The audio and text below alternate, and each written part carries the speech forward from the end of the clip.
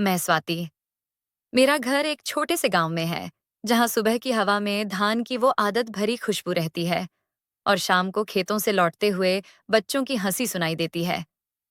मैं 20 साल की थी जब मैंने सोचा कि अब गांव के तंगराहट से बाहर निकलकर शहर जाकर कुछ बड़ा किया जाए।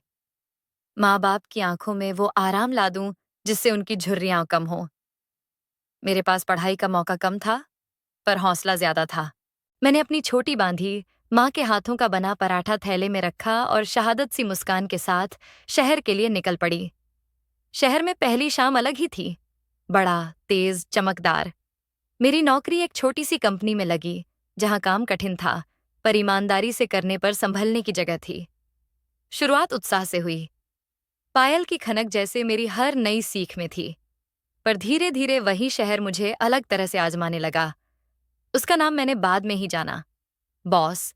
40 साल का हट्टा कट्टा आदमी। पहले तो वह सख्त दिखा, ऑफिस में उसका कहना चलता था। पर कुछ ही दिनों में उसकी नजरें बदलने लगीं। मैं नई थी, अनजान, और मेरी भोली मुस्कान उसे छेड़ने का बहाना दे देती। उसने तारीफों के नाम पर मेरे सामने बार बार आते जाते हुए सीमाएं पार करनी शुरू कर दी।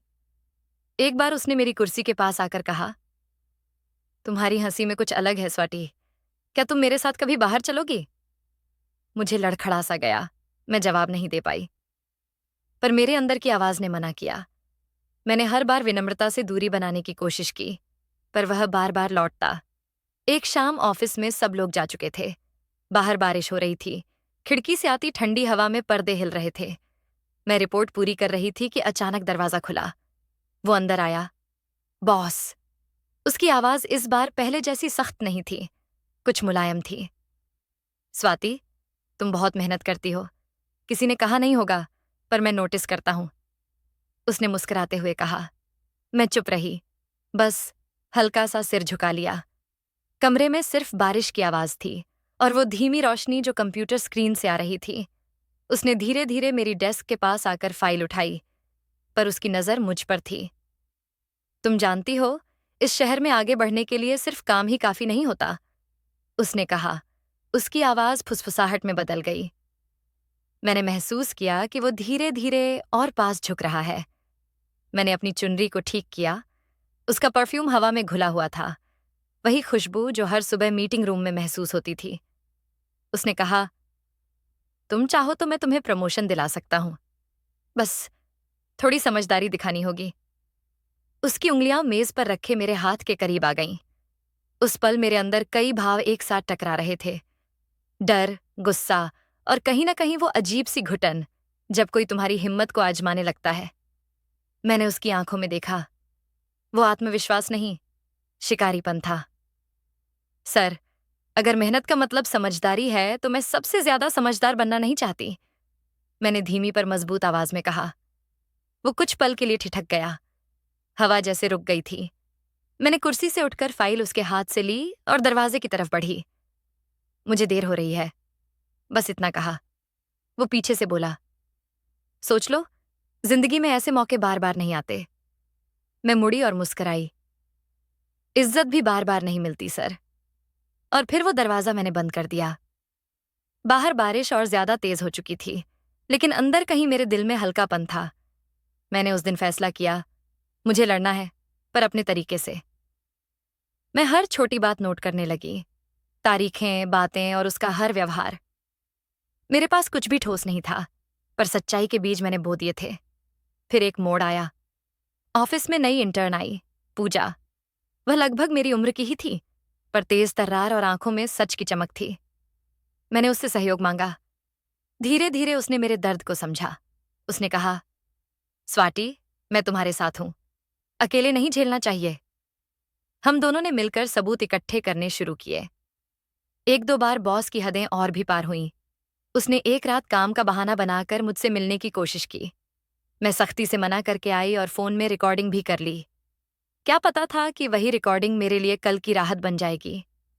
हमने एचआर पर सीधे भरोसा नहीं किया, क्योंकि कंपनी के अंदर का नेटवर्क बड़ा जाल था। पर हमने एक भरोसेमंद वरिष्ठ सहकर्मी, अमित, को बताना तय किया, जिसने हमारी बात सुनकर मदद करने का वादा किया। अमित ने कानून और सही रास्ते की जानकारी दी। हमने एक शिकायत पत्र तैयार किया और मेरी नोटबुक, रिकॉर्डिंग और कुछ गवाहों के नाम के साथ अधिकारियों के पास पहुंचाया। वो दिन डरावना था। बॉस ने मेरी इज्जत मिटाने की कोशिश की, अफवाहें उड़ा दी, झूठे आरोप लगाए, पर सच की ताकत अलग थी। जिस दिन कंपनी के बड़े अधिकारियों ने जांच की, मेरे पास जो छोटे छोटे सबूत थे, वही मेरे और पूजा के हौसले की बुनियाद बन गए। जांच में पता चला कि कई और लड़कियों ने भी उसके खिलाफ अब शिकायत दर्ज की। हमने उनका साहस जमा किया। कानून ने अपना काम किया। बॉस को न केवल नौकरी से हटाया गया, बल्कि उसकी खिलाफत में ठोस कार्रवाई हुई। मैं वह दिन कभी नहीं भूलूंगी जब मैं ऑफिस से बाहर निकली और लगा कि मेरे कदम फिर से मेरे अपने हो गए हैं।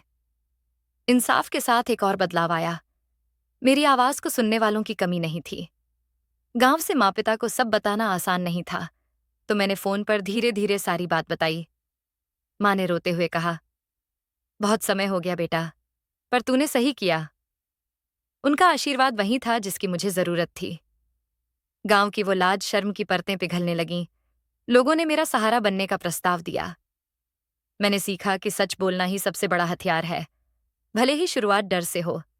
फिर मैंने क्या किया? मैंने वही किया जो मैं हमेशा करना चाहती थी, खुद की ताकत पर निवेश किया। मैंने नौकरी छोड़ी, पर हार नहीं मानी। मैंने छोटे छोटे कोर्स किए और अपने बचाए पैसों से एक छोटी सी डिजिटल स्टोरी टेलिंग सर्विस शुरू की। मेरा उद्देश्य साफ था, गांव की औरतों और शहर की लड़कियों की कहानियां दुनिया तक पहुंचाना, ताकि किसी को भी अकेला न महसूस करना पड़े। पूजा ने मेरे साथ काम करना शुरू किया और अमित का आशीर्वाद मिला। धीरे धीरे हमारे चैनल पर लोग जुड़ने लगे। हमारी कहानियां, सच्चाई और दिलचस्प मोड़ लोगों को छूने लगे।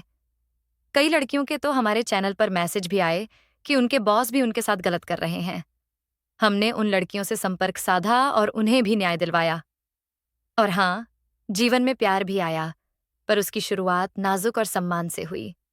मेरी कंपनी के वरिष्ठ सहकर्मी अमित ने हमेशा मेरी हिम्मत और ईमानदारी को सराहा। उसने दिखाया कि मर्द भी सहारा बन सकते हैं। हम दोनों ने धीरे धीरे एक दूसरे को समझा और आज मेरा जीवन अमित की जीवन संगिनी बन चुका है। हम दोनों पति पत्नी हैं। शहर से जब मैं गांव लौटी तब मेरी माँ की आंखों में फिर वही शांति देखी मैंने। पर इस बार अलग तरह की खुशी थी, क्योंकि यह संघर्ष के बाद मिली थी। अगर तुम यह कहानी सुन रहे हो तो मैं तुमसे यह कहना चाहूंगी, डरो मत।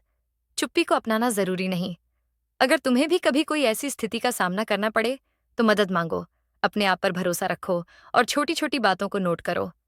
हिम्मत और साथ से बड़ी मुसीबत छोटी पड़ जाती है। मेरी ये कहानी यहीं खत्म नहीं होती। ये हर उस लड़की की कहानी है जो अपने हक के लिए खड़ी होती है। अगर तुम्हें मेरी कहानी सच्ची लगी हो तो हमारे चैनल दिलचस्प कहानियां हिंदी को सब्सक्राइब करें और शेयर करना मत भूलें, ताकि और कहानियां तुम तक पहुंच सकें। कोई भी अकेला महसूस न करे। अगली बार फिर मिलेंगे एक नई कहानी के साथ, मेरी जुबान से तुम्हारे दिल तक। नमस्कार।